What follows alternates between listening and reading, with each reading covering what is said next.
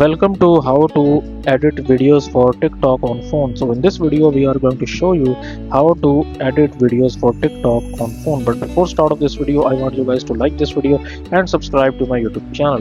So first of all, what you're gonna need to do here, you need to download and install this app here, which is called CapCut.